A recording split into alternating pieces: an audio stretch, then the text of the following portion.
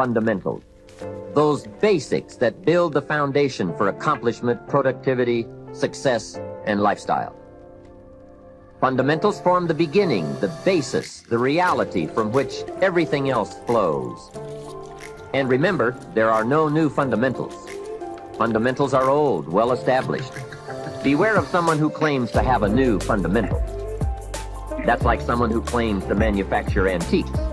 We would have to be suspicious, right? So fundamentals, basics, they are so very important to understand and consider and practice if you wish for the good life. And may I add here, make sure you don't go looking for the exotic answers to success. Success is a very basic process. It doesn't fall out of the sky. It doesn't have any mysteries, nor does it fall into the realm of the miraculous. Success is merely a natural result that comes from the consistent operation of the practical fundamentals. As someone wisely remarked, to be successful, you don't have to do extraordinary things. Just do ordinary things extraordinarily well. Mr. Show, my teacher, gave me many great phrases I'll always remember. One of them was, there are always about a half dozen things that make 80% of the difference. What a key thought, a half dozen things. Whether we are working on our health, wealth, personal goals, or professional enterprise, the difference between our ultimate success or inevitable failure lies in the degree to which we are willing to seek out, study, and to go to work on those half dozen things. For a farmer to reap a plentiful harvest in the fall, for example, the major basics are fairly obvious. Soil, seed, water, sunshine, nourishment, and care. Each fundamental being equally in need of study and attention, for together they bring about the best chance for a successful harvest.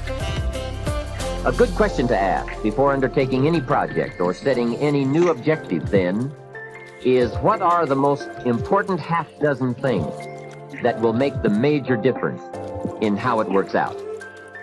So whether the enterprise is art or architecture, music or sculpture, mathematics or sports, business or farming, success or lifestyle, it's the fundamentals that count. To understand them and to practice them is to take the first intelligent step toward accomplishing your objectives and living your dreams. The second key word for us to consider is wealth. Wealth is a word that brings about a wide variety of mental images, and that is part of my purpose in these cassettes, to provoke that wide variety of mental images, for that is where the dreams are, that is where the inspiration comes from, and that is where true incentive is born. The mystery and mixture of mental image, the stuff and the staff of life. Its right use, its constant use is the way to a life unique and a life abundant. Now, to one, wealth means having enough financial substance to be able to do whatever you wish to do with your life. To another, it may mean freedom from debt, freedom from the constant claim of obligation. To yet another, it means opportunity. And to many, wealth means $1 million. That's a unique word, millionaire. It rings of success, freedom, power, influence, pleasure, possibility, benevolence, and excitement. Not a bad mental image. Now we could talk of the wealth of experience, the wealth of friends, the wealth of love, the wealth of family, the wealth of culture. Wealth of many kinds.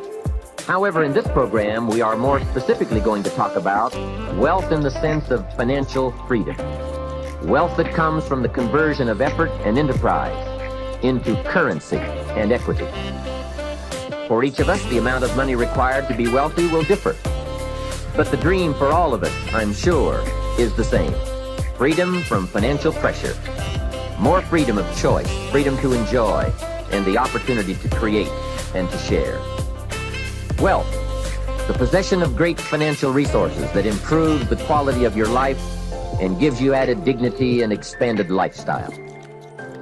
So decide for yourself what wealth means to you.